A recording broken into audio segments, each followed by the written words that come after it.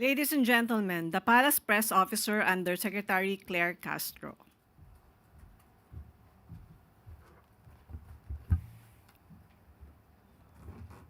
Magandang araw, Malacanang Press Corps.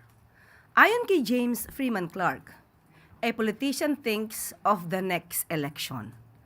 A statesman thinks of the next generation. Ito ang Pangulo. Hindi lang ang kasalukuyan ang pinaghahandaan, kundi pati ang kinabukasan ng susunod na henerasyon. Magandang balita na hati ni Pangulong Ferdinand R. Marcos Jr., hindi pang eleksyon, kundi para sa susunod na henerasyon. Masayang iniulat ng Pangulo ang matagumpay na drilling exploration sa Malampaya East 1. 5 kilometro ang layo mula sa kasalukuyang Malampaya site. Ayon kay Energy Secretary Sharon Garin, makasaysayan ang pagkadiskubre sa reserba sa Malampaya East 1 dahil ito ang unang gas discovery sa Pilipinas matapos ang 30 years. Ibinahagi ni Pangulong Marcos Jr. sa isang high productivity resource ang bagong reserba at maikukumpara sa kasalukuyang pinagpukunan ng natural gas ng bansa. Ang further exploration na naging tulay sa makasaysayang discovery na ito ay naging posible dahil sa pag-aproba ni Pangulong Marcos Jr. sa renewal ng service contract 38 noong taong 2023. Matatandaan na sa ilalim ng Presidential Decree No. 87 na nilagdaan ni dating Pangulong Ferdinand E. Marcos Sr. noong 1972, inilatag ang polisiya upang isulong ang pagpapaunlad ng indigenous petroleum resources ng bansa. Kung noon ay mukhang tuluyan nang mauubos ang gas mula sa Malampaya, ngayon ay may bagong pag-asang dala ang pagkadiskubre sa reserba. Lahat posible. Lahat magagawa. Iyan ang paniniwala ng ating Pangulo dahil sa pagpupursigi ng pamahalaan kasama ang ibang katuwang sa pag-unlad. Magpapatuloy lang ang daloy ng enerhiya sa nagpapailaw sa ating mga tahanan na siya ring nagpapaunlad sa buong sambayanan. Sa kanyang ulat kahapon, tinatayang naglalaman ng 98 billion cubic feet of natural gas ang bagong tuklas na Malampaya East 1 Reservoir. Ayon sa estima, ang ganito kalaking gas reserve ay kayang magpailaw ng 5.7 million households, 99,500 buildings o 200,000 schools sa loob ng isang taon. Buong bansa ang makikinabang sa gas discovery sa Malampaya East 1. Magbibigay ito ng karagdagang supply para sa ating power plants. Makakatipid ang Pilipinas sa pag-aangkat ng imported gas products at makakaasa ang taumbayan sa isang mas malinis at mas murang energy source. Ibinahagi din ng Pangulo na may natagpuan ding condensate sa drilling operations. Isa itong high-value liquid fuel na makakatulong sa pamahalaan na pagtibayin pa ang power supply ng bansa. Ang Malampaya East 1 discovery ay maituturing na milestone sa Phase 4 ng drilling project. Maipagmamalaki din ng bansa na Pilipino ang nanguna sa drilling o gas exploration at natapos ito ng walang aksidente o environmental incident. Dagdag enerhiya tungo sa progreso, tunay ngang tagumpay ng bawat bansa at bawat Pilipino ang bagong tuklas na gas reserve sa Malampaya. Hindi naging hadlang sa Pangulo ang mga nakaraang isyu ng korupsyon para pagsumikapan ang matagumpay na drilling exploration ngayon.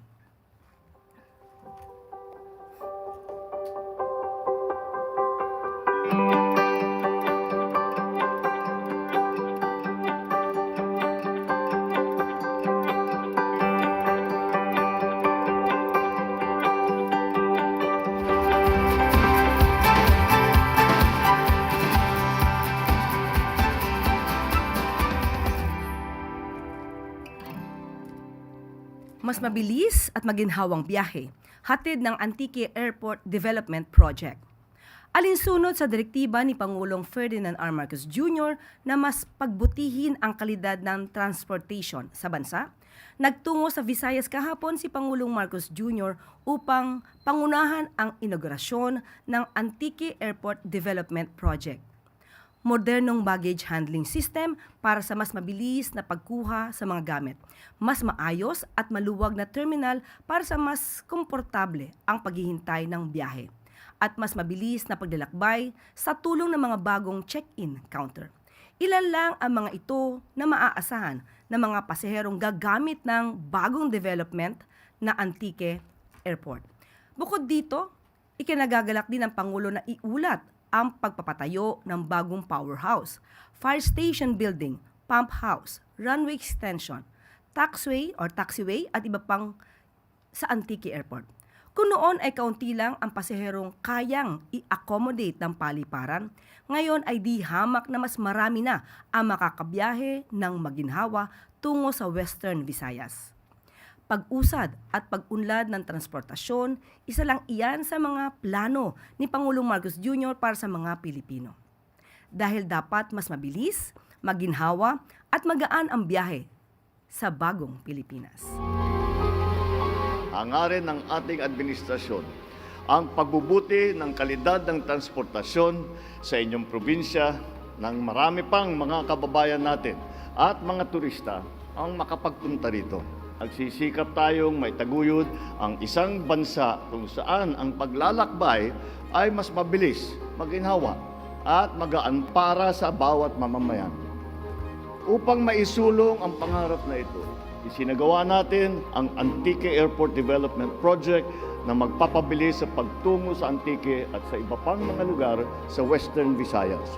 Sama-sama, itaguyod natin ang isang bagong Pilipinas kung saan maginhawa ang pamumuhay, maunlad ang pamayanan at matatag ang ating bayan.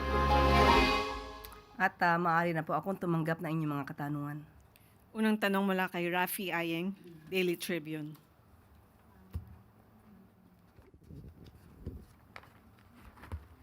Good morning, Yusek.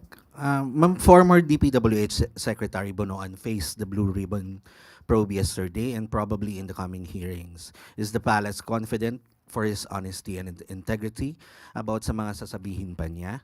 And as to he will not change tone, just like what Saldico did, na may eventually parang ilalaglag na naman niya yung presidente.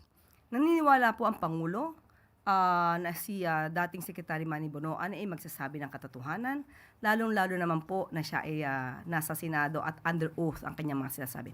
So, kailangan lamang po tayo umasa na mga katotohanan lamang ang kanyang sasabihin. And then another topic po, ma'am, yung mga tourism stakeholders natin like the agency owners, they are having a hard time securing the Japan visa. And April na daw po yung susunod na slot for them. And then they have to go to Cebu pa or Davao to secure their Japan visa slot. So ma'am, sayang kasi, nasasayangan sila sa kikitain ng gobyerno. And then lalo na yung kita nila for that, ano po ang magagawa ng Malacanang dito? Sa ngayon po ay sinangguni natin ito sa DOT, but sabi po nila outbound ito, kaya hindi po nila sakop. At sa ngayon po ay isinasangguni ko rin po ito sa DFA. But pansamantala, habang sila ay naghihintay ng kanilang visa na i-issue ng bansang Japan, ito naman kanilang polisiya. At ginagalang natin to. Pero habang sila ay naghihintay, mas maganda po sigurong i-explore ng ating mga kababayan ang Pilipinas. Iangat din natin ang turismo ng Pilipinas at kung sila ay kikita dahil sa travel tax at kikitain ng mga tourism agencies, mas kikita rin po sila kung iaangat nila ang turismo ng Pilipinas. Thank you po. Sunod na tanong mula kay Marisol Halili, TV5. Magandang umaga, Yusek. Congressman Pulong Duterte questions the motive behind the filing of impeachment case against the president. He said that the lawyer who filed the impeachment against PBBM is the same lawyer who represented the First Lady in the disbarment case against Attorney Glenn Chong. May we have your comment on that? Unang-una po, gusto natin ipabatid na ang Pangulo po at ang administrasyon na ito ay hindi po eksperto sa paggawa ng intriga at hindi eksperto sa pagplanta ng ebidensya. Kung yun po ang kanilang nailagay na grounds for the sa impeachment ng ating Pangulo, malamang ay wala silang makitang ibang dahilan para ma-impeach ang Pangulo. Ito ay policy difference at ito ay hindi base, or rather, hindi ito magiging dahilan para sa impeachment ng ating Pangulo. Kung ang sinasabi niya ay ang nagsamparaw ng kaso ay abogado na nag-represent kay unang ginang or First Lady Liza Marcos, yan po ay walang katotohanan. So sana po ay matapos na ang pagiging source of fake news ng mga kaalyado nila. Dahil ang First Lady po ay hindi po nagsasampa ng disbarment case. Hindi po niya abogado ang nasabing nagsampa ng impeachment complaint sa Pangulo. At kung nagsampa man siya ng disbarment case, ito ay on his own volition. So hindi po niya nire-represent ang unang ginang. So that's fake news. Also, he mentioned that this is just the impeachment is just a scripted distraction. Just to clarify things, may kinalaman po ba dito yung administration? Definitely none. Kaya nga sabi natin, hindi po tayo sangkot sa anumang pagplanta ng ebidensya katulad ng ginawa ng kanyang ama. Sila lamang po yata ang sanay sa ganon. So sa panahon po ni Pangulo Marcos Jr., nirerespeto po natin ang konstitusyon, ang proseso at ang due process. Sunod na tanong mula kay Ivan Mayrina, GMA 7. Yusek, good morning. Nagsalita ng Pangulo tungkol sa ICI at ang sinabi po niya in his words, lahat ng kailangan imbestigahan na nila. Maybe there are 1 or 2 other loose ends that they have to clear up. Does the President think that the ICI has done enough? Ayon po kasi sa unang mga binanggit ni Secretary Babe Singson at ni dating Commissioner, ICI Commissioner Fajardo, ang kanila pong tungkulin, ang kanilang task ay natapos na. So ang kailangan na lamang po dito ay ipunin, i-gather ang mga ebidensyang nakalap, pati po ang mga testimonya ng mga taong kanilang naimbitahan. Halos naman po ng mga taong kanilang inimbitahan ay pumunta at nakipag-cooperate maliban kay Congressman Pulong Duterte at kay dating Yusek Cabral. So with that, with all the pieces of evidence that they were able to gather, malamang po ay maisasampa or mairekomenda nila ang mga kasong dapat na maisampa. Sa ngayon po, sinabi naman din po ng Pangulo, depende pa rin po yan sa magiging naging trabaho at dapat makita kung hanggang saan na po ba ang naging trabaho ng ICI. At sabi naman din po ng ICI, sila ay magbibigay ng report ng kanilang mga na-accomplish sa Pangulo para malaman natin ang mga susunod na hakbang. May ilang kongresista pong nadismaya sa pahayag na ito ng Pangulo at kinwestiyon ang kanyang sinseridad sa pagbuo ng ICI. For example, Representative De Lima thinks that the work of the ICI is just, the ICI has just barely scratched the surface. Lalo't ang EO94 po sinasabi, 10 years daw ang dapat imbestigahan. At si Representative Ilago, tinawag naman niyang palabas lang ang pagbuo ng ICI at it was meant to create the illusion of accountability. At ngayon nga po, ginagamit namang basihan para sa impeachment ng Pangulo, ang ICI na ginawa daw para i-shield ang mga allies ng Pangulo. How does the President intend to convince the public that he is sincere in his anti-corruption efforts in forming the ICI? Kitang-kita naman po kung ano po ang naging effort ng Pangulo at ng administrasyon na ito para masawata ang korupsyon sa bansa, especially with regard to the anomalous flood control projects. May mga tao lamang po talaga na hindi siguro makontento sa ginagawa ng Pangulo. Unahin ko na muna po itong binabanggit po ni Congressman De Lima. Unang-una po ay ginagalang po natin at nirespeto natin si Congresswoman De Lima. Totoo po, ang EO94, sinasaad po dito na lahat po ng transaksyon for the past 10 years ay dapat maimbestigahan. So tingnan lamang po natin, ano na po ba ang naipon ng mga dokumento ng ICI. Hindi pa naman po kasi tapos. Ang trabaho po ng ICI, nandiyan pa rin po. At tandaan din po natin, isa sa mga priority bills ng Pangulo ay ang pagkakaroon ng Independent People's Commission. So doon po siguro mas maganda na mapabilis nila kung ano man po ang gagawin nilang batas or bill para mapag-aralan ng Pangulo kung dapat ito ay maisabatas na. Pangalawa, patungkol po dito kay Congresswoman Elago? Okay. Ang sinasabi niya ay palabas ang ICI. Palabas lamang ang ICI para mapagtakpan ang mga kaalyado. Unang-una po, hinga natin siya ng ebidensya patungkol dito. Hindi po ba siya ang nagbibintang? Hindi po ba siya ang dapat na hingan natin ng ebidensya? Ano ang ebidensya niya para masabi ang pagbibintang na ito? Tandaan po natin, ayoko man banggitin, pero ang kasama ng Pangulo sa alyansa ay walang iba, kundi ang dating Senator Bong Revilla. At si Senator Bong Revilla ay sumuko po. Ginalang ang proseso. Iginalang ang warrant of arrest, iginalang ang korte. Papaano po masasabing palabas lamang ang ICI? Ang ICI, ang mga miyembro po nito, ay nagtatrabaho. Malamang ay hindi na halos nakakatulog at that time dahil puno at overwhelmed sila sa mga dokumento at mga ebidensyang natatanggap nila. Nakakalungkot na may mga ganitong klaseng tao na hindi nakikita ang kagandahang ginagawa ng gobyerno. Ang nakikita lamang nila ay puro negatibo. Gumagawa ng kwento, nag-iimbento ng mga walang saysay na istorya para masiraan lang ang gobyerno. At patungkol naman po, binanggit na po natin, pag-shield, hindi po ito para mag-cover up ni Numan. Dahil ang Pangulo, sinabi ng makailang beses, ulitin ko po, walang sinasanto. Kaalyado, kamag-anak, kaibigan, kung kinakailangan maimbestigahan, imbestigahan. Yan po ang utos ng Pangulo. A follow-up question mula kay Ace Romero, Philippine Star. Mike.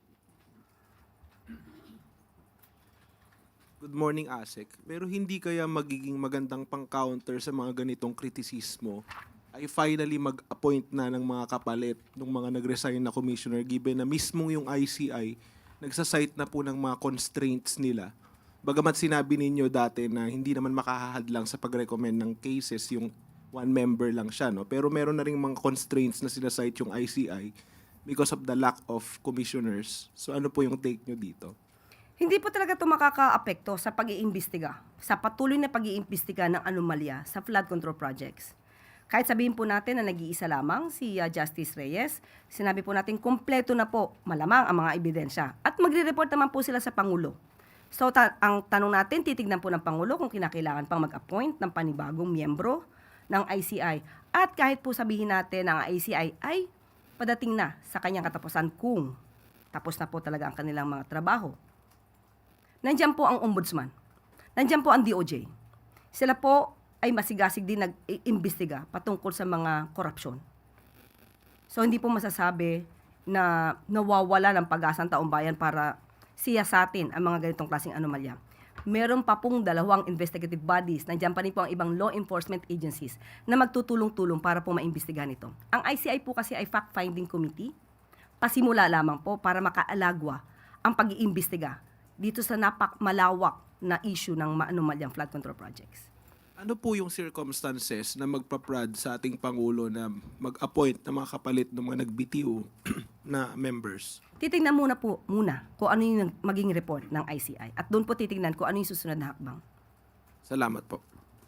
Sunod na tanong mula kay Ann Soberano, Bombo Radyo.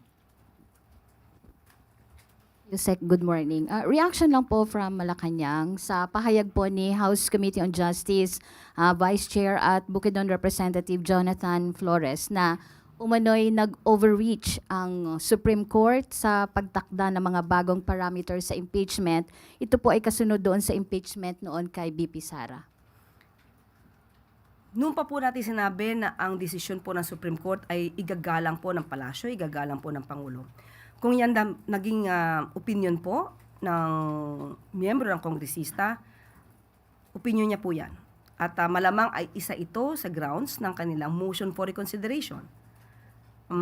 So wala po tayong masasabi niyan kasi yun po yung kanilang inilalaban sa ngayon sa ating pagkakaalam. Okay. Follow up lang din po ay Yusek. Sinabi din po ni Kong Flores na kapag ang unang impeachment complaint laban kay PBBM ay official lang na i-refer at initiated na po sa House Committee on Justice. Wala nang ibang reklamong maaring tanggapin sa loob ng 1 taon. Alunsunod po ito sa 1-year bar rule ng konstitusyon. Sa pananaw po ba ng Malacanang, nagkakaroon ito ng bentahe o magkaroon ito ng bentahe, lalo't may iba pang grupo na nagpahayag ng intensyong magsampa ng hiwalay na impeachment laban sa Pangulo?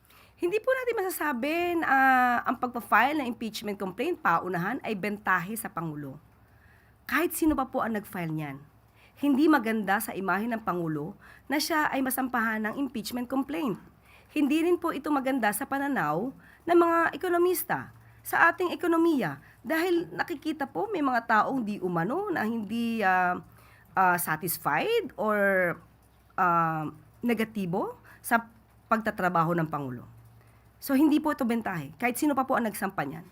Hindi po maganda na makatanggap ang Pangulo ng isang impeachment complaint.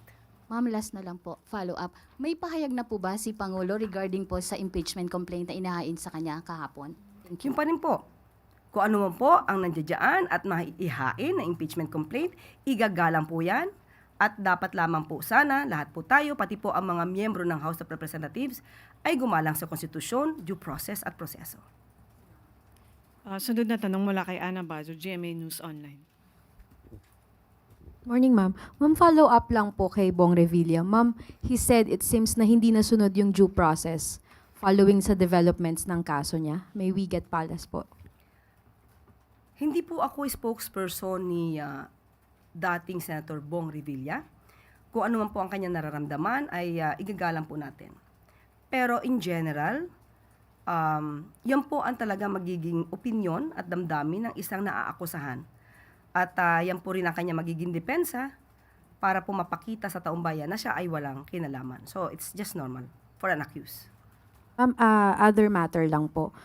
Yung DOJ po kahapon, sinabi nila na they are convinced that meron lamang 14 confirmed na ghost projects.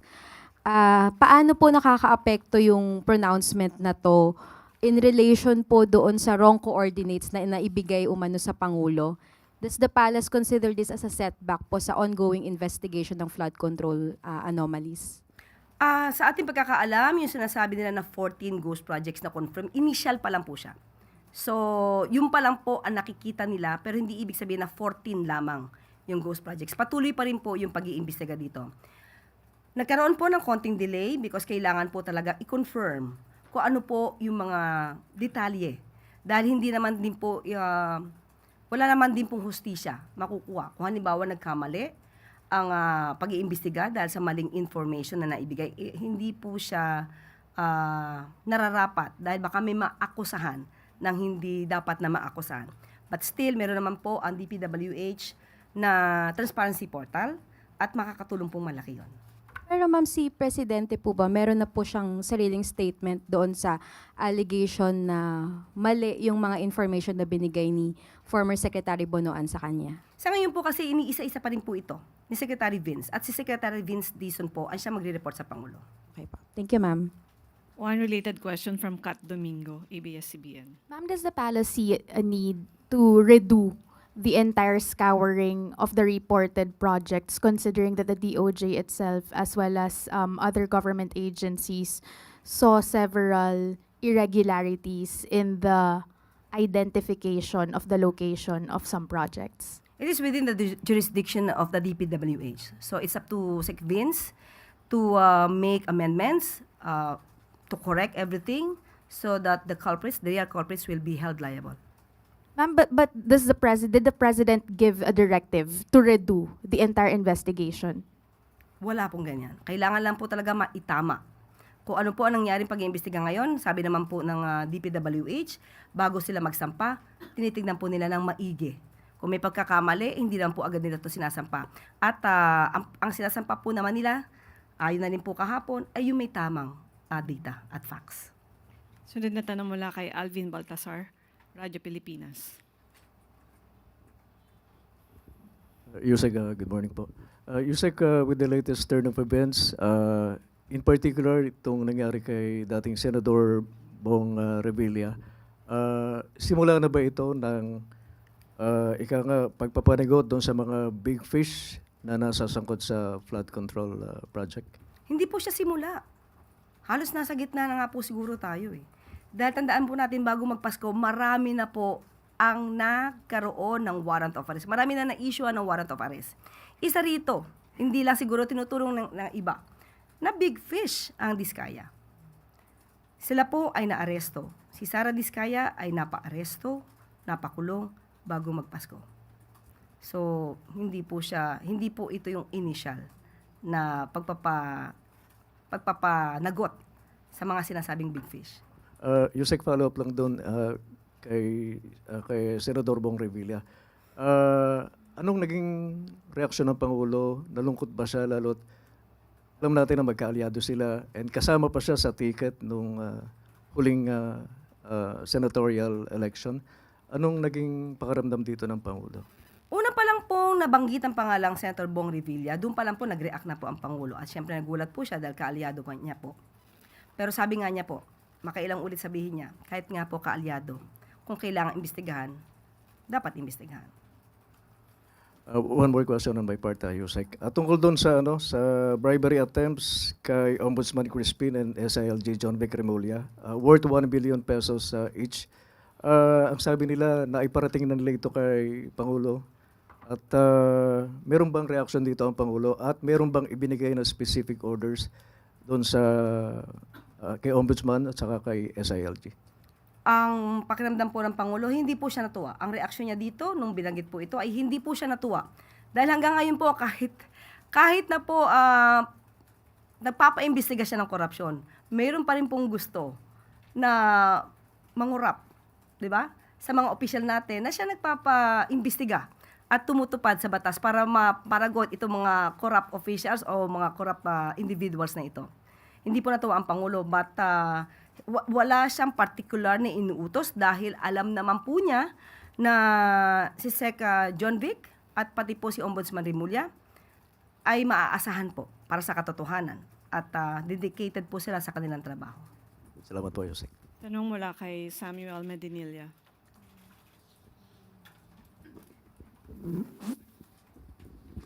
Follow-up lang po regarding po dun sa ICI. Yung comment po ni President na meron na lang raw pong 1 or 2 loose ends, may na-mention po ba siya kung ano na lang po yung inihintay niya bago siya makapag-decide dun sa fate ng ICI?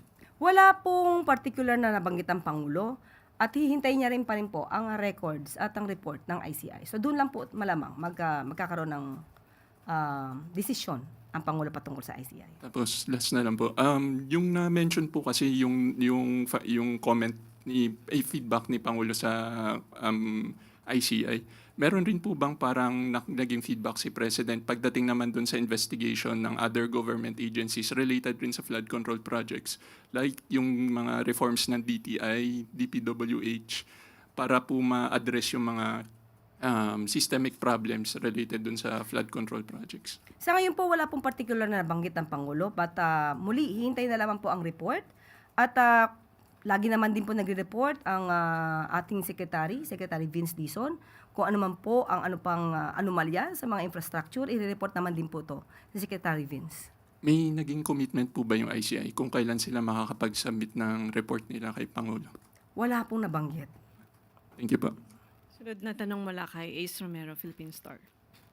Yusek, just a clarification or a follow-up on Senator Revilla, no? Yung tanong kasi kanina, yung allegation niya na hindi na nasusunod yung due process no, under this administration. So, what do you say to that? Sa atin po, muli, ang gusto ng Pangulo, laging due process. Kaya nga siguro po nagtagal ang ibang pagsasampa ng kaso dahil kinakailangan pong igalang ang due process. Sabi ko nga po, kung yan po ang naging opinion ng dating Senador Bong Revilla, malamang gagamitin niya po yan bilang kanyang depensa. So kung ganyan po yung paniniwala niya, kailangan din naman po niya itong idepensa or panindigan at magbigay siya ng mga ebidensya patungkol dito. As far as the administration is concerned, hindi totoo yun na meron pa ring rule of law na yung proseso na susunod under this admin. Yes, at yan po ang utos ng Pangulo. Okay, salamat po. Isang tanong mula kay Ivan Mayorina, GMA. Bilang House Majority Leader, the presidential son might be put in a situation where he has this ministerial duty to put in the order of business the impeachment complaint against his own father. Has the father and son spoken about this at ano ho ang payo ng Pangulo sa kanyang anak? Hindi po nabanggit sa atin kung sila'y nagkapag-usap na. But lagi naman pong utos ng Pangulo sa kanyang anak, gawin lang ang kanyang trabaho. Hindi pwede rito ang kamag-anak, kaalyado. Kung ano po ang mandato ni Congressman Sandro, ipatupad niya po yon. Wala dapat siyang kinikilingan. Kahit ama niya po ang masasabing malalagay dito sa impeachment complaint. Salamat. Last question mula kay Rafi Ayeng, Daily Tribune. Hi ma'am. Ma'am, balikan ko lang yung libel case ni Representative Leviste against you. Natanggap niyo na po ba yung complaint? And what is the advice of the President for you to do? Personal ko na kasi yan. Well, anyway, Friday siya final. Monday, Tuesday, I don't think there is already a raffle to know the branch of the court. So wala pa po tayo. And I will not get the copy personally. I will just wait for the sheriff to serve the summons to me personally.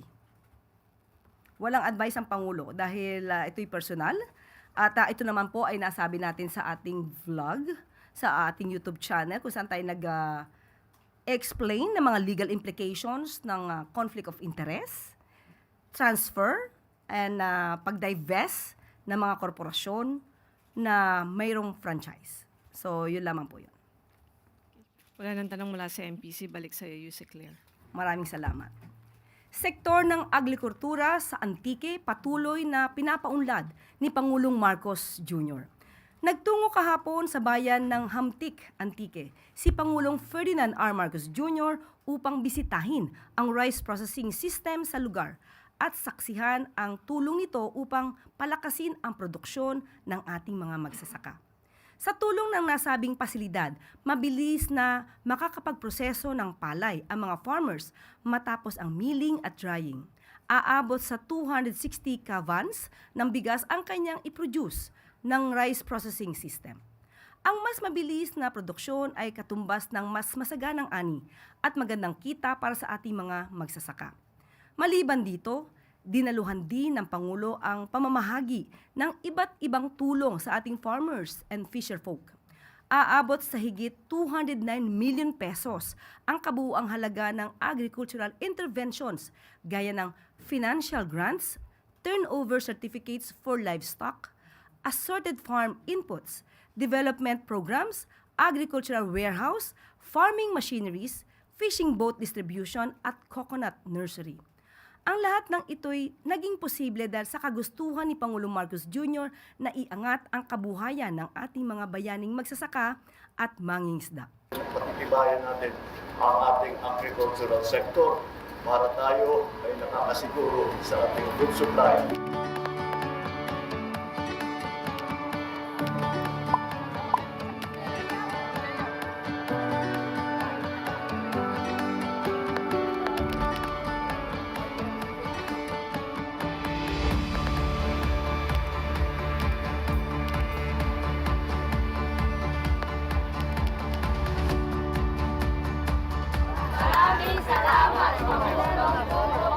Na tayo sa Pilipinas ay we are completely food secure. Malinis na tubig, hatid ng Subang Water Treatment Plant sa mga residente ng Bacolod City. Dinaluhan kahapon ni Pangulong Ferdinand R. Marcos Jr. ang inaugurasyon ng Subag Water Treatment Plant sa bayan ng Murcia, Negros Occidental. Maliban dito, nilibot din ng Pangulo ang pasilidad para alamin ang mga proseso sa paglilinis ng tubig na isinusupply sa mga kabahayan at establishmento. Ang nasabing water treatment plant ang nagtitiyak ng long-term water security ng Bacolod City, isang konkretong hakbang tungo sa maayos at maunlad na pamumuhay sa syudad. Isa rin ito sa mga pinakamalaking water treatment plants sa buong Negros Island region. Dahil sa kapasidad itong mag-deliver ng 75 million liters ng malinis na tubig araw-araw. kaya nitong tustusan ang pangangailangan ng 100,000 households na may katumbas na 500,000 katao sa Bacolod City. Hinirang naman ni Pangulong Marcos Jr. ang Subag Water Treatment Plant bilang isang magandang halimbawa ng kooperasyon sa pagitan ng private and public sectors. Naniniwala ang Pangulo sa pagkakaisa at pagtutulungan at ito ang pundasyon tungo sa isang maunlad na bagong Pilipinas.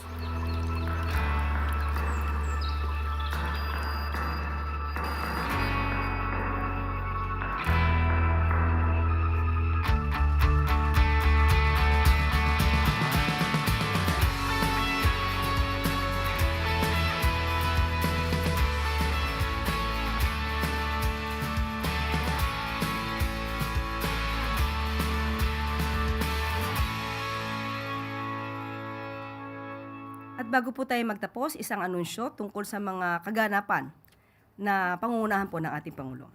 Ang schedule niya po ngayong araw, makipagpulong po kay Executive Secretary Ralph Recto. Matapos po niyan ay magkakaroon po siya ng pribadong pulong kaugnay sa Anti-Dynasty Bill.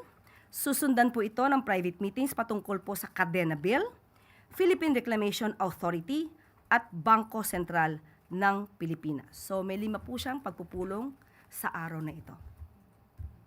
At dito na po nagtatapos ang ating press briefing. Magandang araw para sa bagong Pilipinas.